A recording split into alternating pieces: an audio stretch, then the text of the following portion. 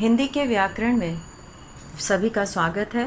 और आज के इस वीडियो में हम लोग व्याकरण के बारे में पढ़ेंगे। और व्याकरण में हम लोग जानेंगे भाषा, लिपि और जो है बोली के बारे में, और व्याकरण का क्या महत्व है ये सब हम लोग जानेंगे। तो इसमें जो है हम लोग सबसे पहले ये देखते हैं कि मनुष्य एक सामाजिक प्राणी है और वह अपने विचार दूसरों तक पहुंचाता है और दूसरों के विचार जो है ग्रहण करता है। तो गूंगा व्यक्ति संकेत या इशारों द्वारा अपनी बात समझाता है, लेकिन विस्तार से नहीं समझा पाता।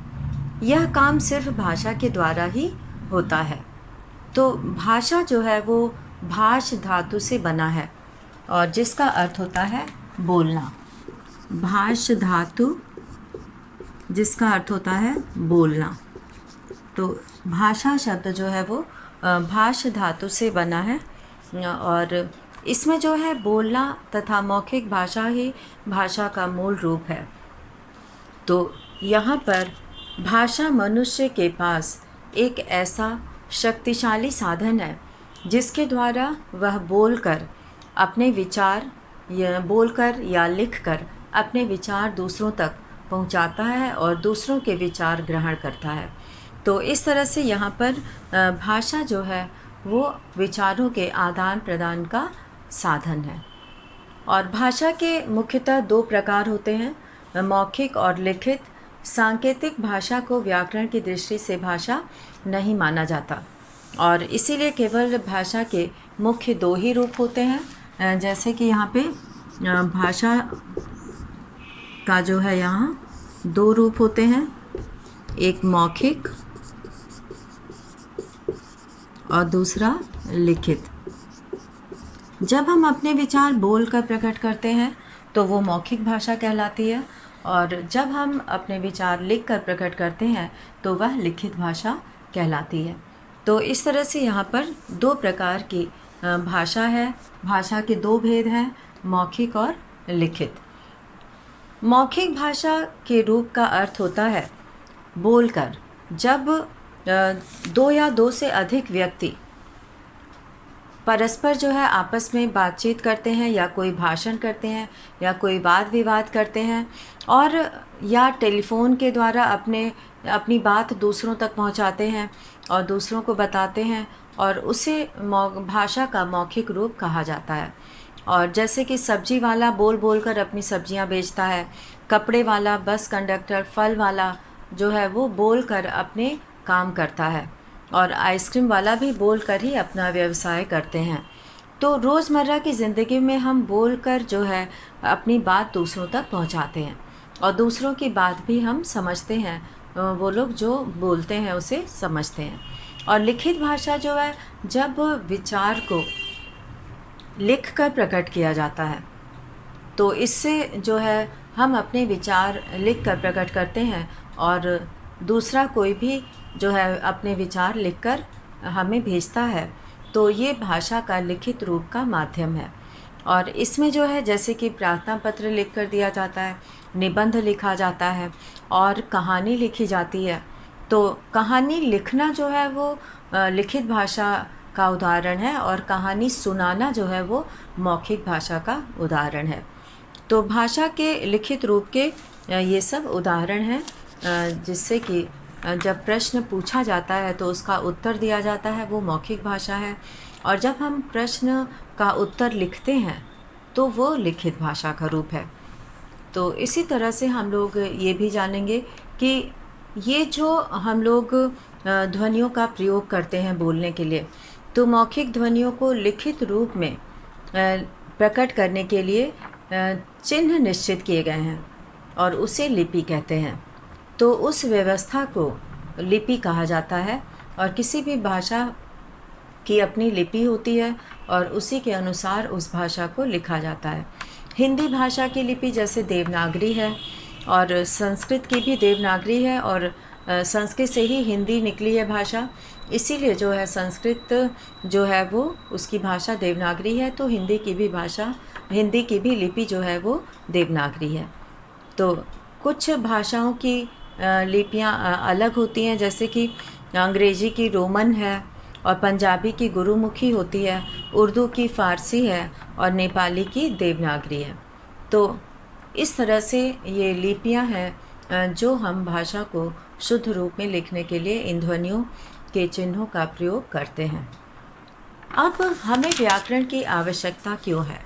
व्याकरण वह शास्त्र है जो हमें भाषा को शुद्ध रूप से बोलना और लिखना सिखाता है। तो भाषा को व्यवस्थित करने के लिए और भाषा को शुद्ध रूप में लिखना सीखने के लिए और शुद्ध रूप में बोलना सीखने के लिए भाषा की आवश्यकता होती है।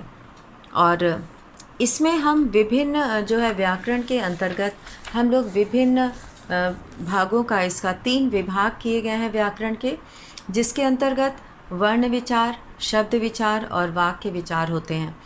वर्ण विचार, इसमें विभिन्न वर्णों के बारे में विचार किया जाता है, और शब्द विचार, इसमें तरह तरह के शब्दों या पदों की रचना के विषय में विचार किया जाता है। और वाक्य विचार, इसमें विविध प्रकार के वाक्यों के बारे में विचार किया जाता है। और इसके अलावा बोली होती है। बोली किसी छोटे क्षेत्र में स्थानीय व्यवहार में प्रयोग में लाई जाने वाली भाषा का कम विकसित रूप बोली कहलाता है, जिसका कोई लिखित रूप या साहित्य नहीं होता। तो इस तरह से ये बोलचाल की भाषा में प्रयोग किए गए शब्द हैं जो बोली कहलाती है। तो भाषा के अंतर्गत हम लोग इन रूपों का जो है भाषा के भेद और लिपि और व्याकरण, ये सब के बारे में हम लोग जानेंगे। तो शुरू करते हैं हम लोग। सबसे पहले यहाँ पर भाषा क्या है, तो भाषा की परिभाषा हम लोग यहाँ पर लिखेंगे। तो सबसे पहले हम लोग यहाँ शुरू करते हैं भाषा की परिभाषा, और फिर उसके भेदों के बारे में लिखेंगे। तो यहाँ पर हम लोग ये कक्षा 8 का है, और इसमें हम लोग व्याकरण के अंतर्गत पढ़ रहे हैं। तो अब यहाँ पर भाषा जो है परिभाषा लिखेंगे यहाँ पे।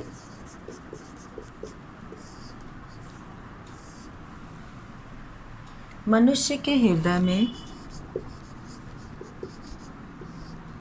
मनुष्य के हृदय में विद्यमान, मनुष्य के हृदय में विद्यमान भावों और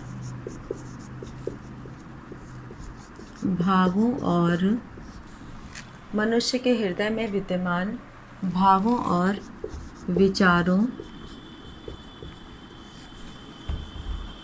मनुष्य के हृदय में विद्यमान भावों और विचारों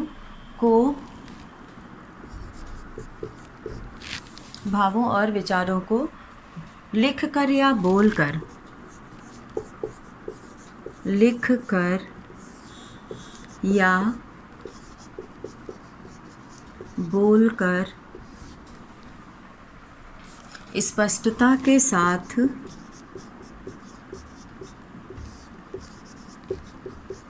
लिखकर या बोलकर स्पष्टता के साथ प्रकट करने के माध्यम को प्रकट करने के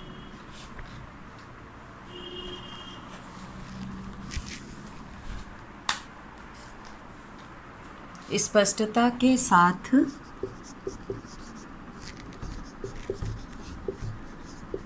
प्रकट करने के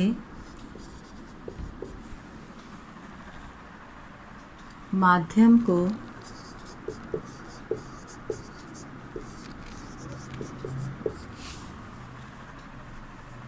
भाषा कहते हैं।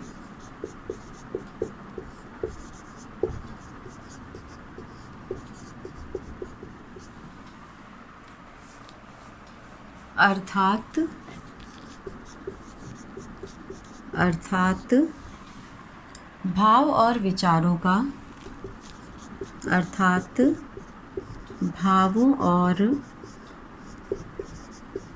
विचारों का अर्थात भावों और विचारों का आदान प्रदान करने की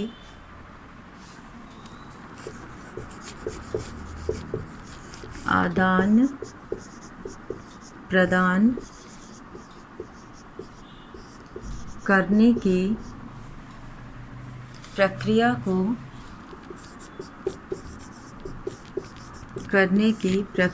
को भाषा कहते हैं।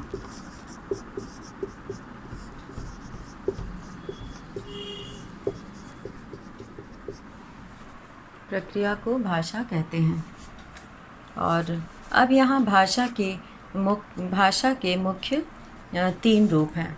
तो यहाँ पर भाषा के मुख्य 3 रूप बोले जाते हैं, लेकिन व्याकरण की दृष्टि से भाषा के मुख्य 2 रूप हैं। तो यहाँ पर हम लोग 2 रूपों की बात करेंगे। भाषा के भेद, यहाँ पर हम लोग भाषा के भेद या प्रकार या रूप, ये तीनों ही चीज़ों में इसी को करना है। तो भाषा के भेद या प्रकार। तो भाषा के मुख्य 2 रूप हैं। भाषा के मुख्य 2 रूप हैं।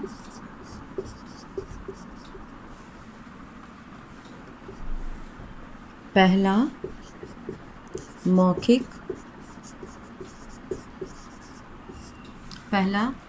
मौखिक रूप और दूसरा लिखित रूप।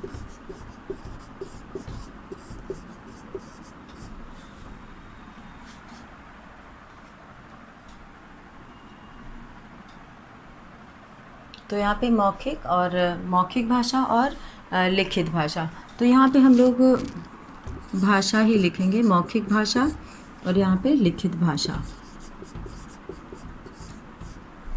यहाँ पर भेद कर देते हैं। 2 भेद, प्रकार या रूप, सब एक ही अर्थ में प्रयोग किए जाते हैं। तो यहाँ पे हम लोगों ने भेद लिखा है, इसलिए यहाँ पे हम लोग भेद का प्रयोग करेंगे। और अब हम लोग यहाँ पर लिखते हैं कि इसके अतिरिक्त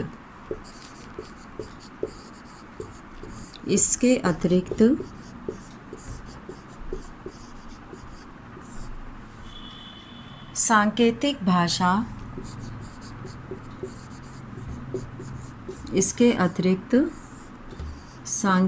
भाषा आज व्याकरण की दृष्टि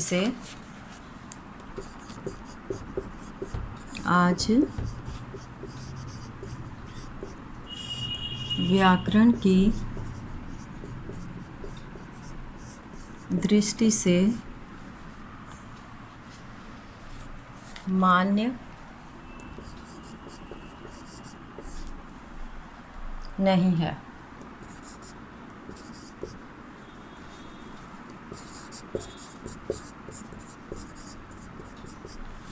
तो अब हम लोग इसके बाद लिखेंगे मौखिक भाषा के बारे में। तो यहाँ पर हम लोग हेडिंग डालेंगे, पहला मौखिक भाषा।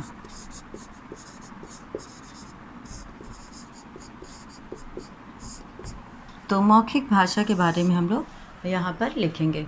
तो मौखिक भाषा जो है, जब लिखकर मन के भावों तथा विचारों को प्रकट किया जाता है, जब बोलकर, यहाँ पर हम लोग लिखेंगे जब बोलकर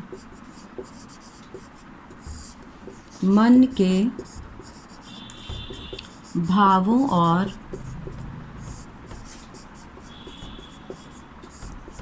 विचारों को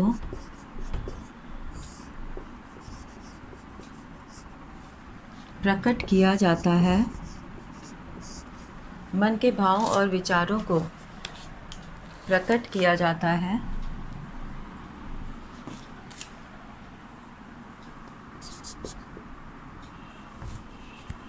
प्रकट किया जाता है, तो वह वह भाषा का, तो उसे मौखिक भाषा कहते हैं। तो उसे मौखिक भाषा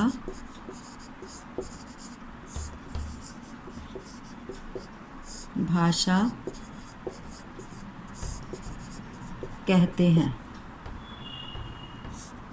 तो उसे मौखिक भाषा कहते हैं। और अब हम लोग यहाँ पर इसका उदाहरण लिखेंगे।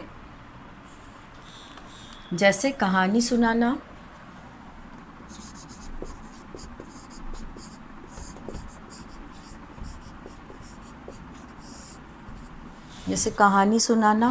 और इसके बाद कविता पढ़ना,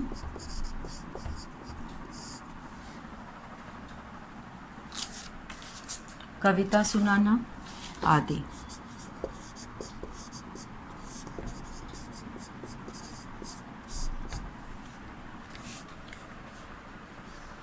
अब जो है इसके बारे में हम लोग थोड़ा सा जानेंगे कि भाषा का बोलचाल का रूप ही मौखिक भाषा है। मौखिक भाषा का जन्म जो है वो मनुष्य के जन्म के साथ ही होता है।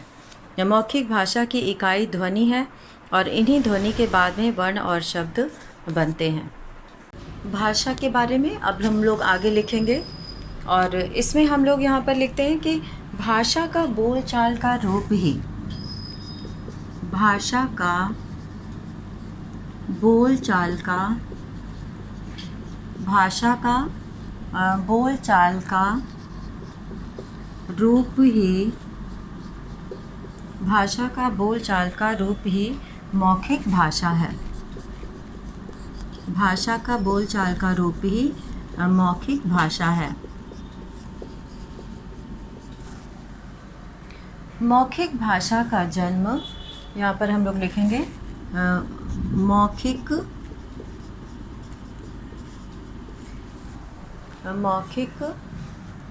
भाषा का जन्म मानव के जन्म के साथ ही, मानव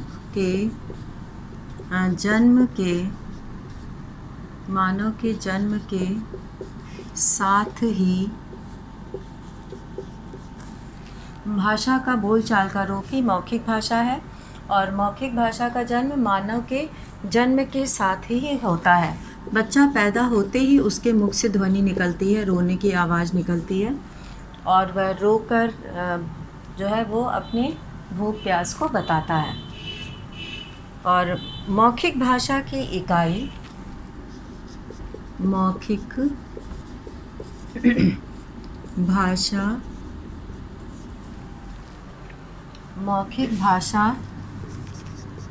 की इकाई, मौखिक भाषा की इकाई ध्वनि है।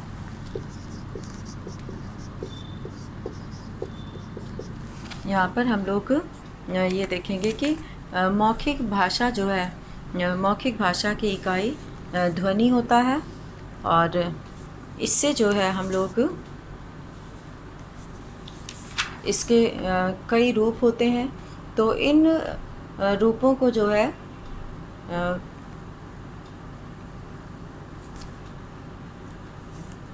मौखिक भाषा कहते हैं, जिसमें कि बोलकर और लिखकर, मौखिक भाषा में बोलकर अपने विचारों को व्यक्त किया जाता है। तो इसमें जो है आगे हम लोग यहाँ पर लिखेंगे कि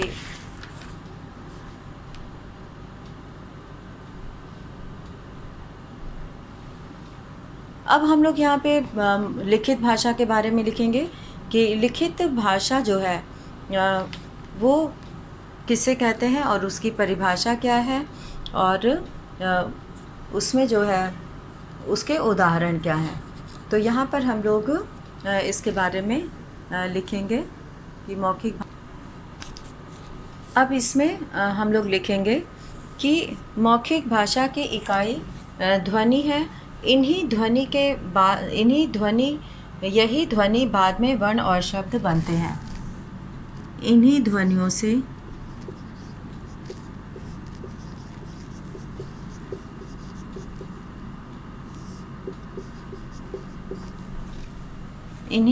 से बाद में वर्ण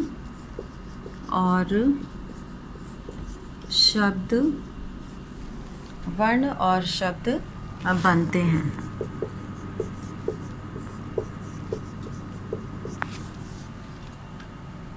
तो इस तरह से यहाँ पर भाषा जो है वो माध्यम है मौखिक रूप से अपने विचारों को व्यक्त करने का। अब हम लोग यहाँ पर हेडिंग डालेंगे लिखित भाषा। तो लिखित भाषा के बारे में हम लोग यहाँ पर लिखेंगे कि जब लिख कर, यहाँ दूसरा हेडिंग डालेंगे लिखित भाषा। लिखित भाषा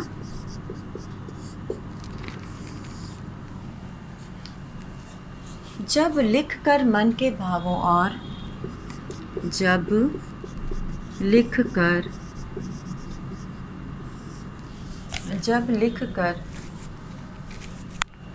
मन के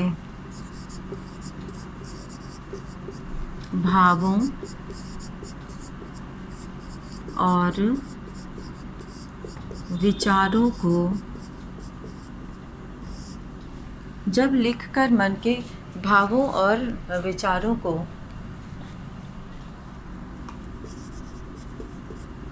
प्रकट किया जाता है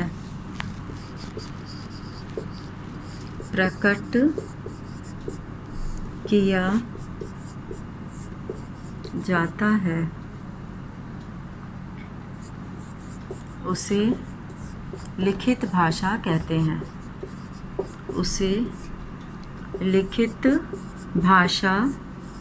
कहते हैं।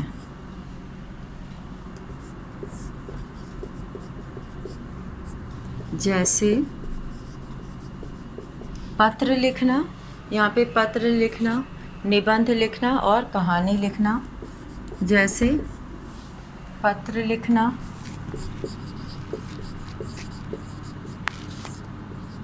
कहानी लिखना, उत्तर लिखना और उत्तर लिखकर जो है निबंध लिखना, ये सब लिखित भाषा का उदाहरण है, लिखना आदि। तो यहाँ पर हम लोग लिखित भाषा के बारे में लिखे और लिखित भाषा की सबसे छोटी इकाई को लिखित भाषा उसे कहते हैं जब लिपि चिन्हों के माध्यम से मनुष्य अपने भावों को लिखकर बताता है, तो उसे लिखित भाषा कहते हैं। अब यहाँ पर हम लोग लिखेंगे लिखित भाषा के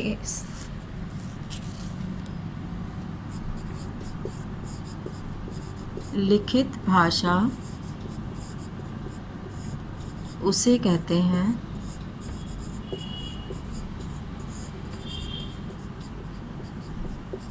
जब लिपि चिन्हों के माध्यम से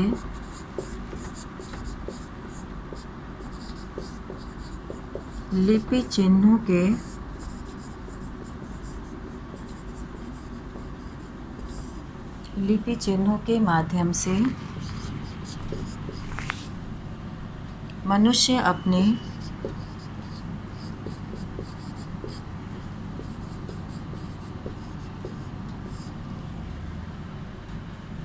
भावों को लिखकर बताता है।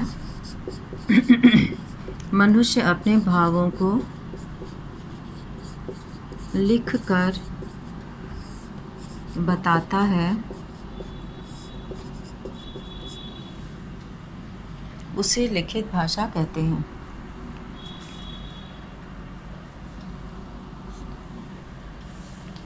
लिखित भाषा की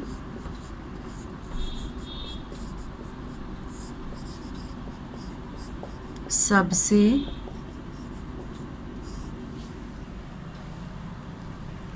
छोटी इकाई को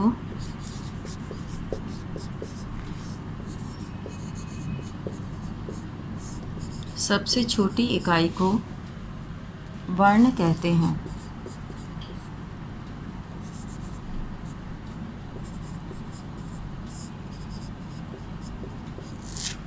तो भाषा की सबसे छोटी इकाई वर्ण कहलाती है। अब हम लोग यहाँ पर आगे लिखेंगे भाषा और लिपि। तो भाषा और लिपि के अंतर्गत हम लोग लिपि किसे कहते हैं ये जानेंगे। तो ये सभी को लिखना है और ये पूरा लिखने के बाद हम लोग भाषा और लिपि के बारे में लिखेंगे।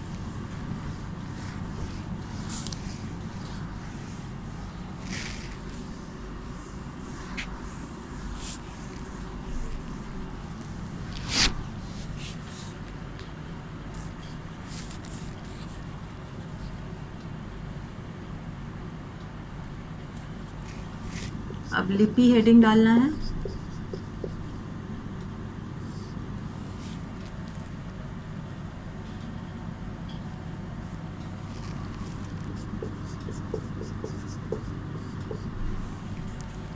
मौखिक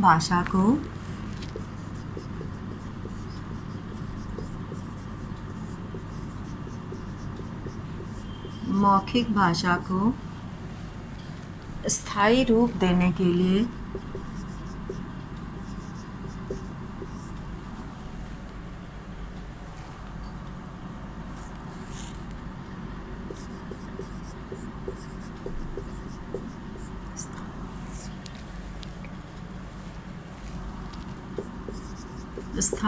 देने के लिए यहाँ पर हम लोग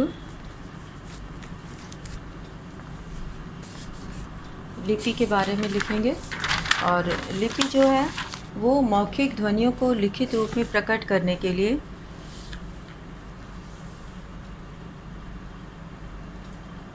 यहाँ पे थोड़ा सा चेंज कर देते हैं।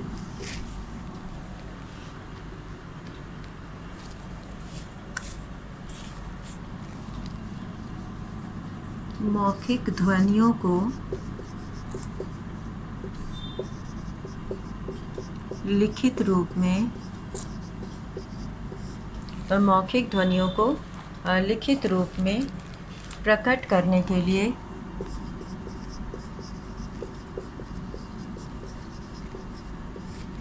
प्रकट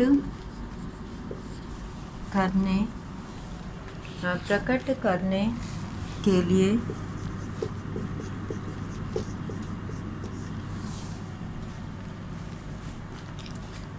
निश्चित किए गए चिन्हों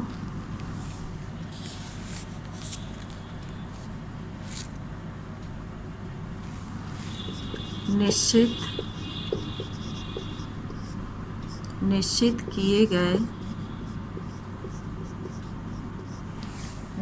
किए गए चिन्हों की व्यवस्था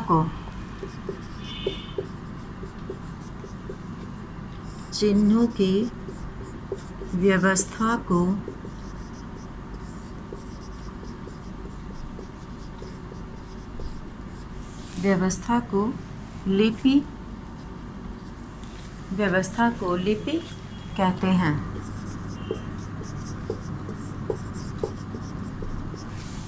तो इस तरह से यहाँ पर जो है वो लिपि के बारे में यहाँ पे लिखा गया। और लिखित भाषा की सबसे छोटी इकाई को वर्ण कहते हैं। तो यहाँ पर हम लोग लिखेंगे कि लिखित भाषा की सबसे छोटी इकाई को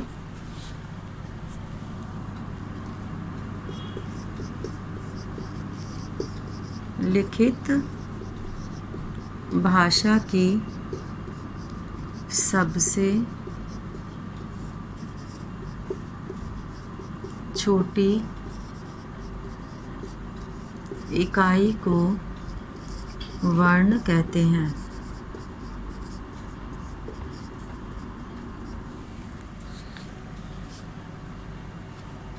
ये लिखित भाषा था तो हम लोग ये लिख चुके हैं। यहाँ पर अब हम लोग लिखेंगे कि कुछ भाषा की लिपियाँ इस प्रकार हैं। कुछ भाषा की लिपियाँ।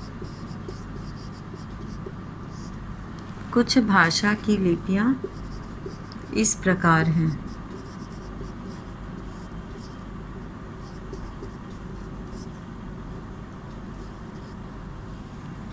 यहाँ पर हम लोग लिखेंगे हिंदी,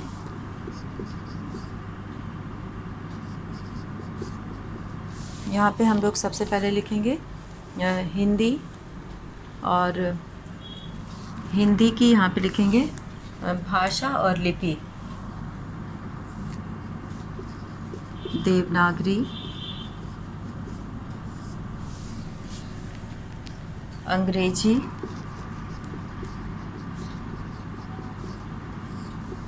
रोमन और संस्कृत, देवनागरी, संस्कृत की देवनागरी है। और इसके बाद फिर है पंजाबी की गुरुमुखी, पंजाबी गुरुमुखी, और उर्दू की है फ़ारसी, उर्दू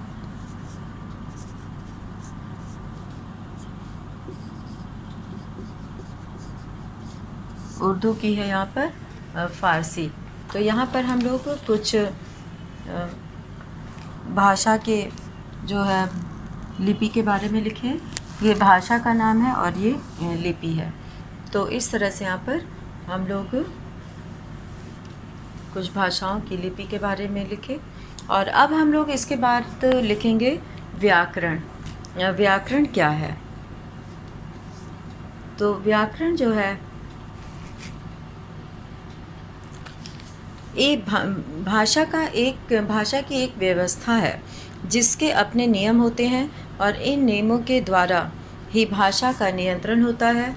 अतः भाषा के सभी नियमों का अर्थात जिस शास्त्र के अंतर्गत किया जाता है, नियमों का जो है प्रयोग जिस शास्त्र के अंतर किया जाता है उसे व्याकरण कहा जाता है। और व्याकरण के जो अंग हैं वो वर्ण, शब्द और वाक्य होता है, जिसके अनुसार व्याकरण मुख्यतः 3 अंग हैं: वर्ण विचार, शब्द विचार और वाक्य विचार। तो यहाँ पर हम लोग व्याकरण के बारे में लिखेंगे। तो व्याकरण की परिभाषा हम लोग पहले लिखेंगे।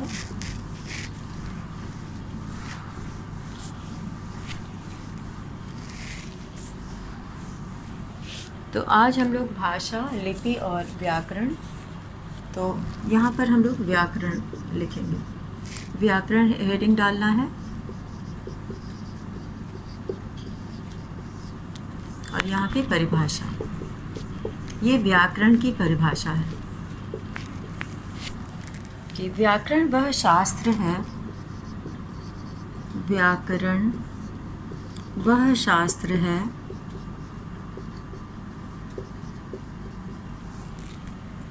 जिसके नियमों के द्वारा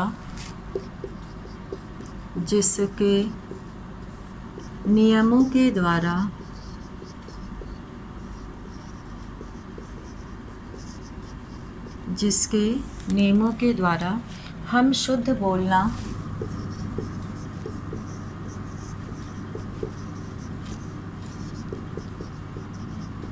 शुद्ध बोलना, लिखना, पढ़ना सीखते हैं। बोलना, लिखना, पढ़ना सीखते हैं।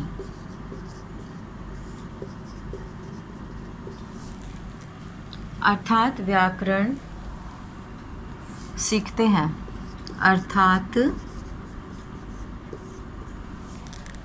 व्याकरण भाषा के, अर्थात व्याकरण भाषा के शुद्ध रूप का ज्ञान करवाता है। भाषा के शुद्ध रूप का ज्ञान करवाता है।